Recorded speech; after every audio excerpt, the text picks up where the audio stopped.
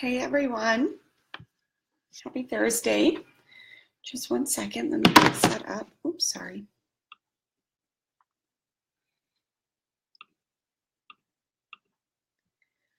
Okay, hi everyone. Hello Facebook. Welcome to this webinar on the top 5 traffic sources I have to both my business website and my personal website. Now I typically do webinars on Wednesday. However, I had some technical difficulties yesterday. I did the whole thing just to realize that it hadn't been recording. So I'm really sorry about that. And today I have asked my beloved boyfriend to let me know that this is working. So we're going to wait just one second until I get confirmation that it is. Okay, looks like everything is set up. So I'm not going to be able to come to you because I think what happened yesterday is that I tried to switch it from the camera being on me to the camera being on the screen and it got all messed up. So I'm just sticking it to this screen for tonight. So thank you all so much for tuning in. Thank you for coming. Hopefully this isn't going to take up too much of your night or day, depending on if you're on the West Coast. But there is a lot of information in this. I'm very excited about it. I think it's very informative. And fun little fact, I came up with this topic in a dream I had this weekend. I had like a very vivid dream of me doing this, so I brought it to life. And just by a little way of background, in case you don't know me, my name is Leah. I run the website urban20something.com. I work with young professionals from all over the world to really rethink what this time in their life is about. I work with people to get ahead in their career by years so that they're not sort of working at administrative jobs in their 20s. I work with people to make extra money outside of their 9-to-5 job. Really get back to what you imagined this fun time in your life being in your 20s and 30s, and not living feeling broke, not living feeling like you're behind in your career, any of that, because it just doesn't need to be like that at all. And so I help people find that again. So today I'm talking to you about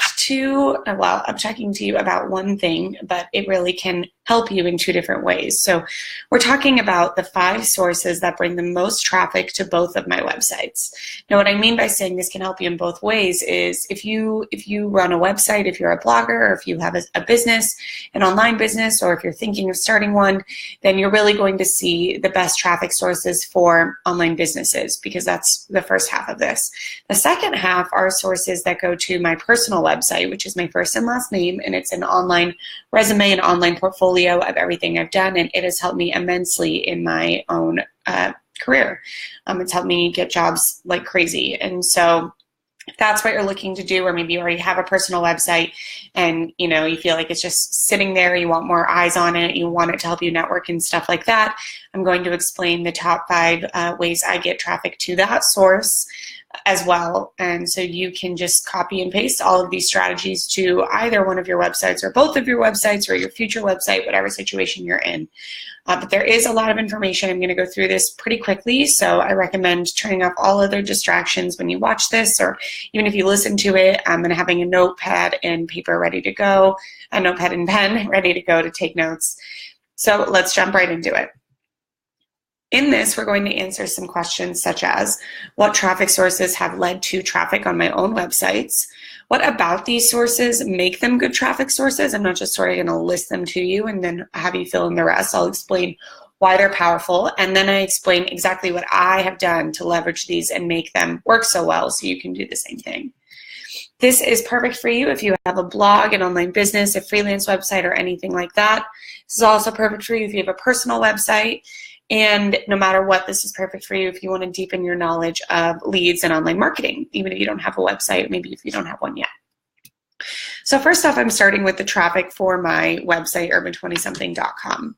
The number one way that I get traffic, and I just want to preface this by saying that this data comes from me looking back at the 2 years of my Google Analytics, and some of this surprised me. So for instance, I was surprised that over the last 2 years, the number one traffic source to my website has been Pinterest.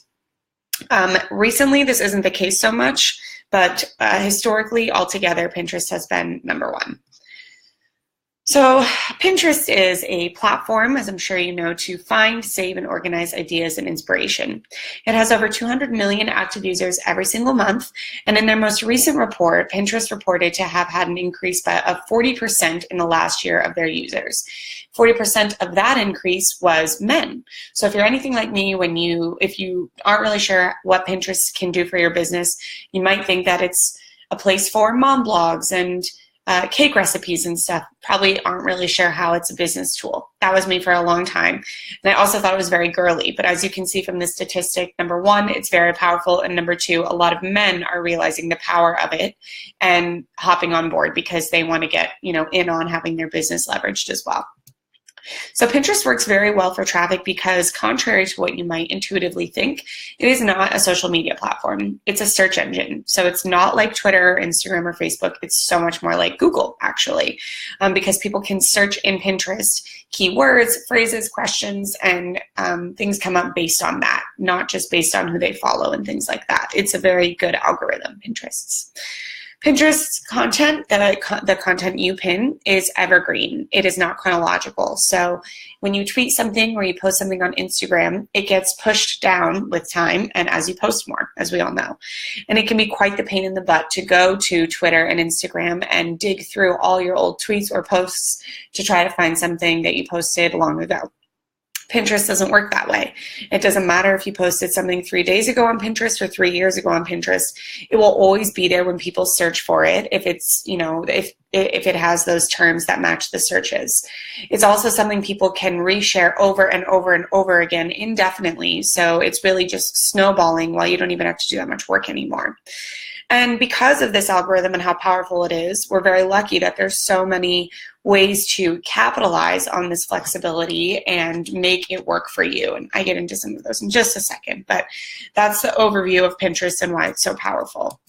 Now, what I did in particular to make Pinterest work so well for me was, well, first of all, Pinterest was the first thing I really learned when I started my online business. So I have the advantage of having done it from day one. For anyone listening out there that is, starting their own entrepreneurship journey or whatever, I just want to sort of throw in there that it can feel really easy to not try to spend money on coaches or consultants or courses that teach you how to use a lot of these traffic sources because you think, well, you want to make money before you spend money. I get it. But I took a risk really early on and learned Pinterest right away. I got help and someone taught me how to do it. And it was hard because I hadn't made the money back yet to pay for it. But now, you can see how valuable that was for me because this traffic started working for me from day one. And it would have taken me 6 months up to a year really to figure this stuff out on my own. And I can't imagine how much slower my website would have grown because of it. So the first thing that I did was right from day one, I made really on-brand pins. All of my pins are in the same format. I use the same color scheme. I use the same fonts. And what this does is it trains people on Pinterest to recognize me. It really built a brand for myself. So once people start seeing, your pins over and over, they'll get curious about it. They'll be interested. They'll see that you really are on brand and you'll become more well-known from it. So I think that was really helpful from day one. Instead of just randomly pinning things, I really made it all on brand and stayed consistent. Another thing I did that was helpful was leveraging group boards. So on Pinterest, there are group boards, which is where a group of people, all contribute to one board. And it's usually within the same theme. And everyone who follows all of the people that contribute also follow that group board. So I have 4,000 or 5,000 followers on Pinterest, but some of the group boards that I'm a part of have like 80,000 followers. So by me leveraging those group boards and posting on them, the exposure that I get is crazy higher than if I was just doing it all on my own. So join group boards. Another thing that I do is I pin over 50 pins a day. No, this doesn't mean I sit on Twitter or on Pinterest all day and pin all day. I definitely don't. I probably spend about half an hour a week on Pinterest. But I have systems implemented that pin for me. So Pinterest is the #1 source of traffic for me over the past 2 years. The #2 is Google searches and just organic searching. You can see this is where I am the first result of 600,000 when people Google how to add study abroad to LinkedIn, and the first one that comes up. So this is really powerful. In a nutshell, this sort of traffic is pretty common sense. You can imagine that the higher up you get in Google's rankings, the easier your content will be able to find. You'll maybe hear the phrase, you're trying to get on the first page of Google. Importantly, not only is paying attention to Google good for your traffic, but if you don't pay attention to Google, it can be bad for your traffic, because Google will actually penalize websites and pages that they don't think are high quality, because they don't want to send people to places that aren't good websites. They want their users to have a good experience. And so if you don't know what Google's looking for, then even without meaning it, your website can be shadowed from Google and people won't find it if they search for it. Google works incredibly well for reasons you can probably guess. First of all, there are 40,000 Google searches per second, which is hard to even wrap our head around. 3.5 billion Google searches per day. So the higher you can get on Google, the much easier it is to get traffic. And no matter what, it's still important to pay attention to Google, because otherwise you could get banned. What I've done to make Google work for me is I use the free WordPress plugin called Yoast SEO to draft blog posts. This is what it looks like. It pops up at the bottom of your posts, and as you type and write your posts, it will give you the green Google Go, and the orange if you're almost there, and the red if that's not going to be good in Google's eyes. So these are things like making sure it's a good length, not too long, not too short, making sure you have images, making sure you're citing your sources, making sure it's easy to read. It's a very sophisticated plugin, especially for being free. It can really pick up on what Google wants from you. So do download that if you use WordPress. Another thing I've done is I've researched keywords to see what most people are Googling and use those exact phrases in my posts. This took me a little bit of time to figure out how to do, which is why I'm only really now seeing the surge from Google, because it takes a while to really kick in and work. But I used to write a post about budgeting, for example, and I would just have my keyword be budget because I thought people would Google budget. But once I did a little bit of research and saw that there were a lot more people Googling specific, maybe not a lot more, but it would be a lot better if I had these specific phrases like how to create a budget while paying off student loans, or how to budget in your 20s. Things like that had a lot less results than just the word budget, and that people really wanted answers to. And I started using those phrases again and again in my posts. That's when I started really seeing results. Another thing I've done is made sure that all the photos on all of my website are optimized in the eyes of Google. Third up, we have Facebook and Facebook ads for traffic. And I want to just return to Google and Pinterest by saying that of all the 5 sources I'm going to cover for traffic to my business site, Google and Pinterest make up probably 80 or 70% of the traffic. So it's a lot more, just the 2 of them. The last 3 are the next 3 in line, but they're significantly less. So next up is Facebook and Facebook ads. In a nutshell, Facebook has over 2.7 billion users, way more than any other social media. If you advertise on Facebook, you're using one of the most sophisticated forms of advertising that there is. Facebook also fosters the most authentic engagement of any social media, which does help your traffic in an indirect way. Facebook works because the engagement on Facebook is favored by Facebook, and it will reward you. So what this means is the more comments you have on Facebook, the more likes, the more activity going on your page, the more Facebook will help you get seen and will help people see you. So that works really well, because when you have a lot of engagement on your Facebook page, not only are those people probably clicking over to your website, but they're getting to know you better, and they're a lot more likely, therefore, to revisit your website again and again. So Facebook will favor that and then get your page seen by more people who will then engage, and it's sort of a positive snowball for you.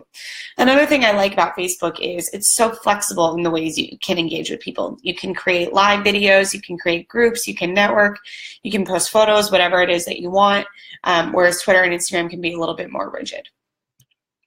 What I've done to make Facebook work, and I want to note that Facebook has taken me a long time. I actually think Facebook would probably be up there with Pinterest and Google if I had figured out how to use it a lot longer ago, but I just hadn't. And so I hope that this pushes you to figure it out sooner than later if you're running an online business. But what I have done to start seeing these results and the traffic to my site are a couple of things.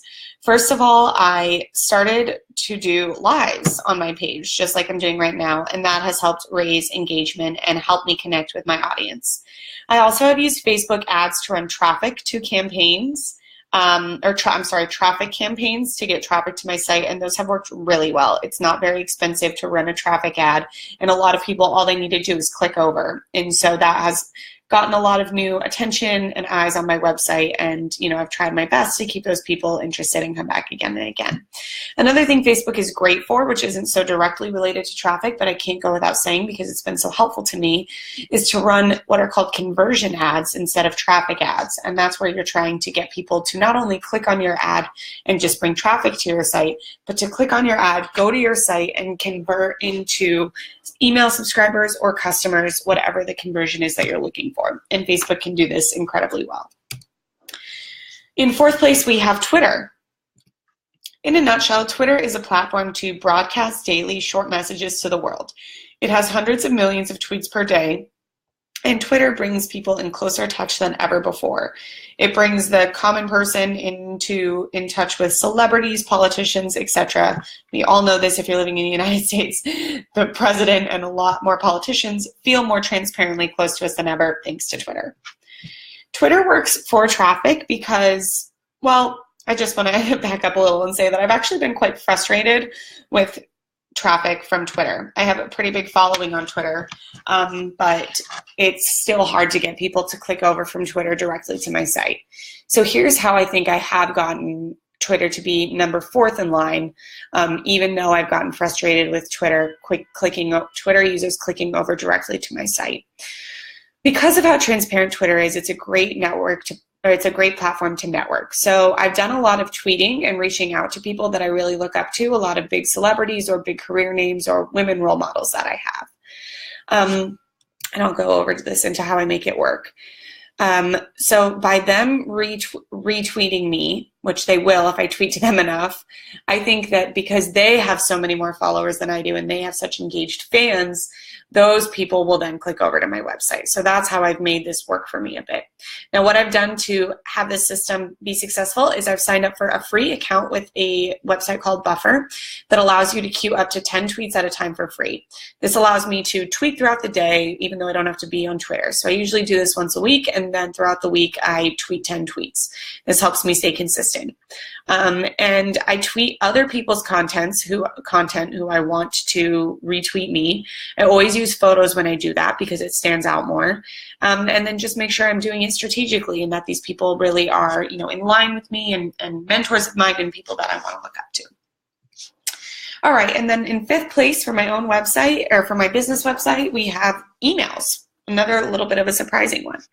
So what I mean by emails are, not just random Gmails that I send to like family and friends, but emails are sent via a CRM or customer relations manager to people who have signed up for my email list.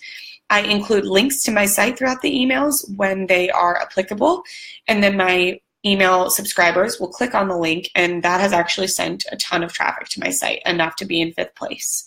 And building an email list is important anyway to begin with for other reasons, so this is just sort of a bonus that it also can drive a lot of traffic.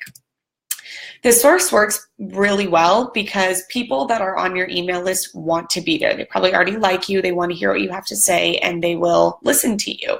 It's not like on social media where you're just sort of putting an ask out there for people to go click on your website and sort of holding your breath and hoping that they do. These are people that already like you, they already are a fan of yours, and they probably already want to hear what you have to say. Another reason this works well is because you only really link things when they're, natural and applicable, not just randomly. And so it's helpful to people. You're usually linking something when there's a helpful part of your website that could give them more information, and so they want to learn more. You can send emails often and, tag them based on what your readers want, and then only send them things that are relevant. What I've done to make this work, I send a weekly newsletter to all my subscribers, no matter what. they're not sales emails. They're not, they're not even asking people to go to my website. They're newsletters sort of updating them on what I'm up to and seeing what they need so I can do my best to help them. And within those, I include links. Another thing I do is I very carefully tag my subscribers out so that I know what each of them are interested in and why each of them signed up, so I can shoot them very customized emails with links that I know will work specifically well for them. This makes it so people aren't just getting tons of emails all the time, and that they're getting emails that really are up their alley. Another thing I've done that I think has worked very well is I've created a couple free email courses that are 5 to 7 emails each for 5 to 7 days, and those have links in all of them. So I think that that also drives a lot of traffic.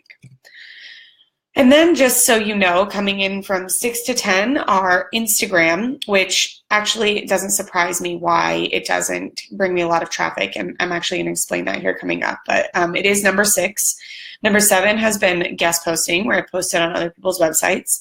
8 are from podcasts I've been on. I haven't done many of these, so I don't know if this is the best metric, but that's where it is for me. 9 is Stumble Upon, which blows my mind because I've done absolutely nothing to try to get on Stumble Upon or leverage it. I know nothing about it, so I guess that's kind of a cool bonus. And then in 10th place have been my comments on other blogs, which include my website or I have an account on, and so people can click over from there. Okay, I'm going to take just a sip of water really quick and make sure everything is still working well. And if anyone is here live and has any questions, feel free to let me know. But even if you're watching this after and you want to leave a comment or question, please feel free. The whole reason that I'm starting to do these, I do these webinars every week, and the reason that I'm starting to do them on Facebook is because I like that people can comment on it and I can come back to it. I feel kind of bad doing them not on Facebook, just on a webinar software like I had, because not everyone could make it, and then I felt like they missed their chance for Q&A. So let me come back to this. Just one second.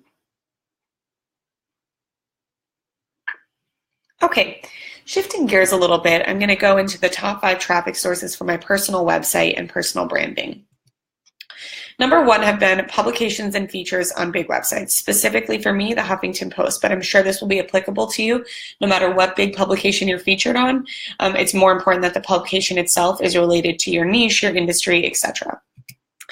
In a nutshell, for me, this has been the Huffington Post and other big publications, and they work because these places already have a lot of recognition. They've worked very hard to build up their reputation, and you're sort of getting to piggyback off of that, which is a huge plus.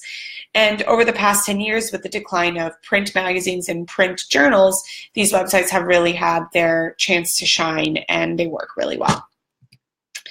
This works because, like I mentioned, they've worked hard to build up their credibility. So if you're featured on it, that raises your credibility, and people are more likely to click over to your site and see what you have going on if they're finding you on one of these very reputable sites. Another reason they work well is because they're evergreen sources.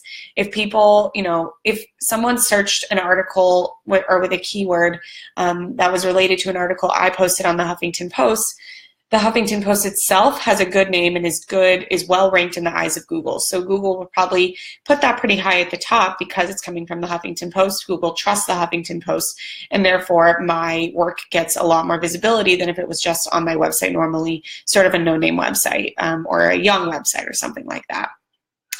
And then this works well both ways because you include it on your site as well, usually, and so the Huffington Post wants to give you that flexibility. They want to give you that publicity and that exposure because they want you to give it back to them as well. It's a two-way street. What I've done specifically to make the Huffington Post work for me. So when I decided that I wanted to be on it, I applied like there was no tomorrow. I followed up. I did whatever I had to do to be on it. So, be relentless, go after what you want, and make it work.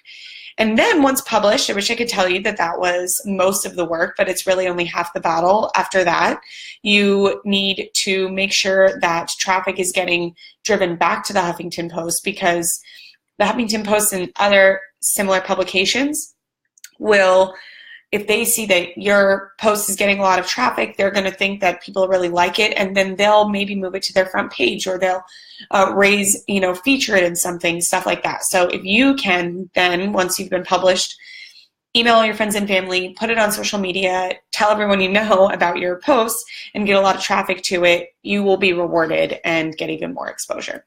So I've sort of, continued working on this even well after I've been published to make sure that people are still going to this, and the Huffington Post has liked that, and they've rewarded me with their exposure of my articles continuously. Excuse me. Okay, next up is Instagram. This is my second biggest traffic source to my personal website. So this is my personal Instagram. This isn't my Instagram of urban20something.com. And this Instagram is set private. There's a couple fun photos of my parents, my boyfriend, and I. It's not business related. But let's go into why this works. In a nutshell, 32% of internet users also use Instagram. That's a huge percent. So there's tons of Instagram users. And over 95 million photos are uploaded per day. So there's tons of content out there. People are on this app a lot.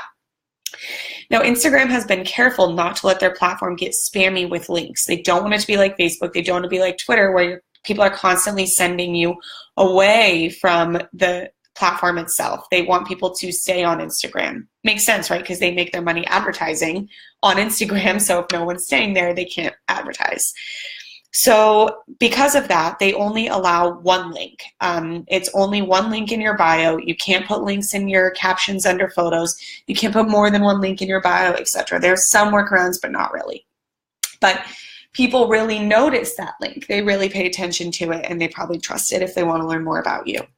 So this works because Instagram is very personal and behind the scenes. So it's really nice to link it to your personal website because it keeps in line with that personal aspect. It sort of vouches that you are who you say you are on your personal website, which is probably very polished, that your Instagram account can give it that behind the scenes touch and make people trust you even more.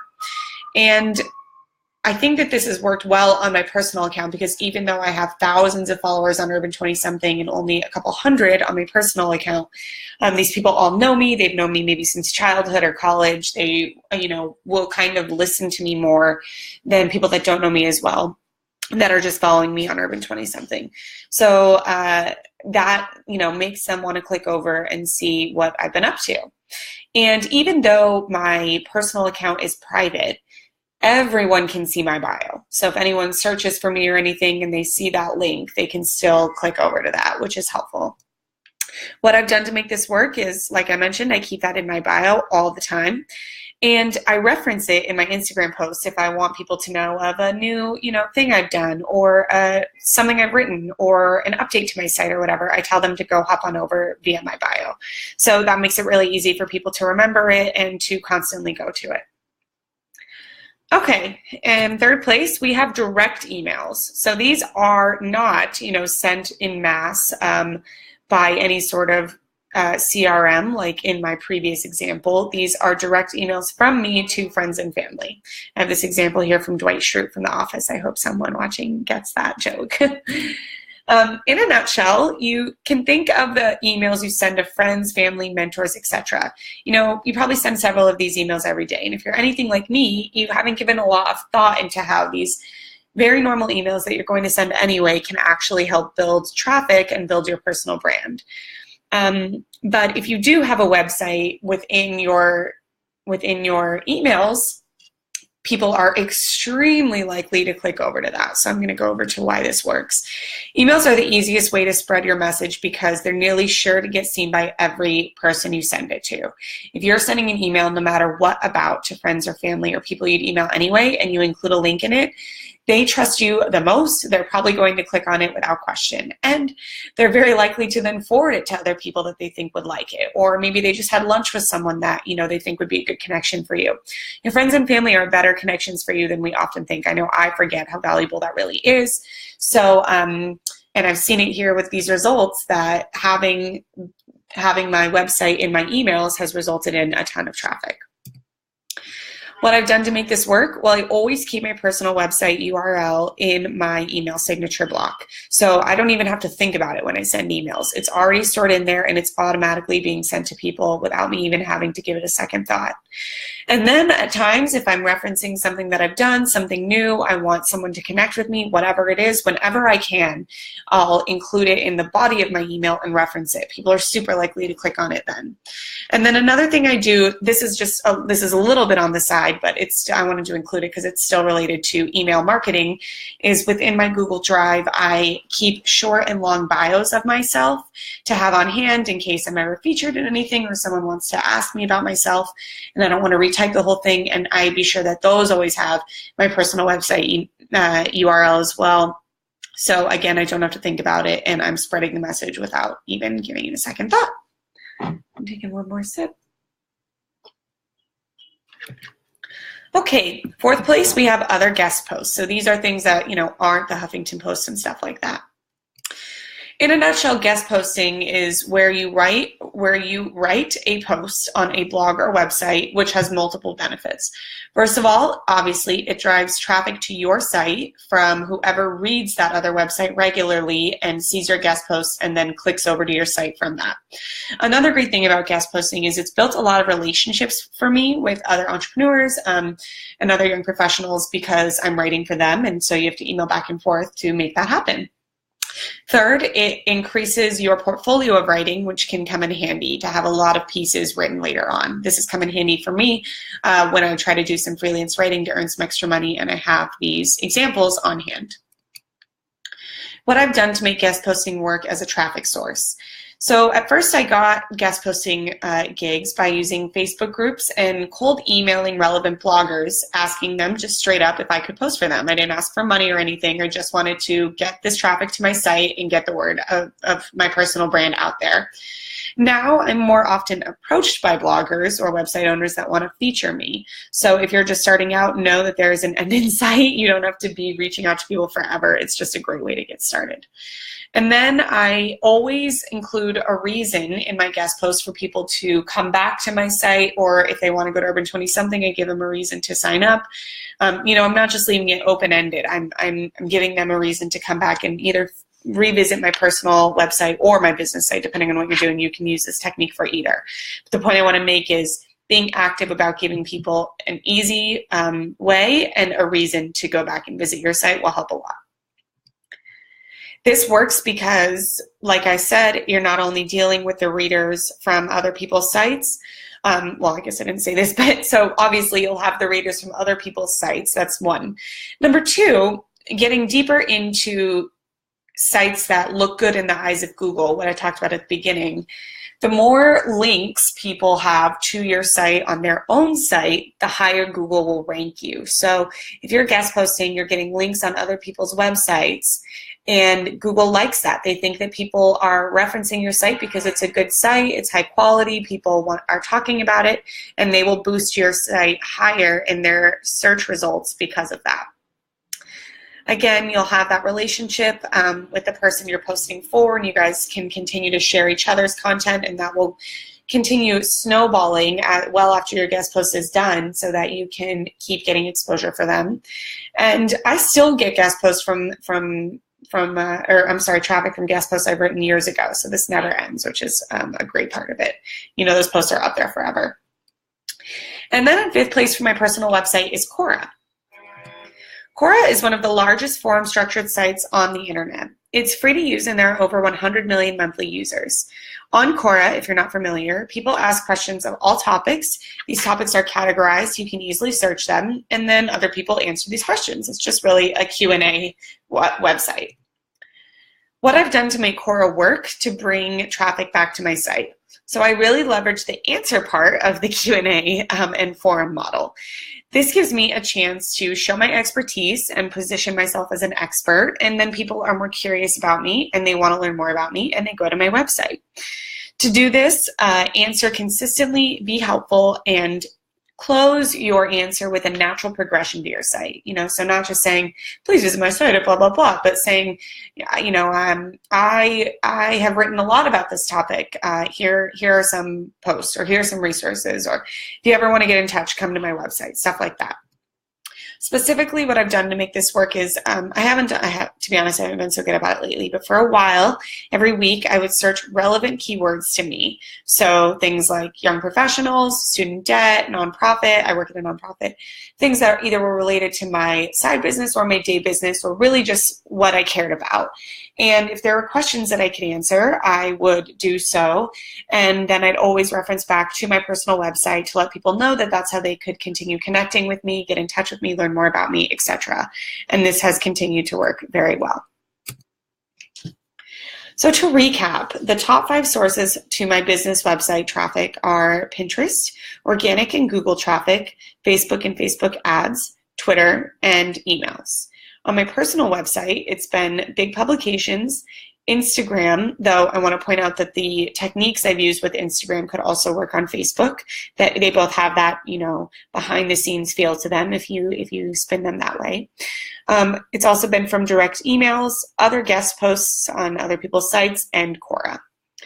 So there you have it. If you want to learn any more on any of this, feel free to email me at leah@urban20something.com. Also feel free to ask questions below this and I'll do my best to answer.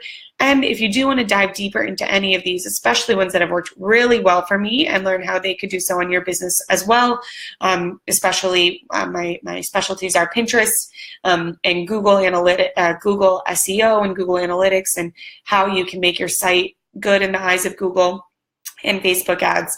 I do offer one-on-one sessions with that, and I'd love to help you in that way. So if that interests you, please feel free to email me and we can explore what that would look like together.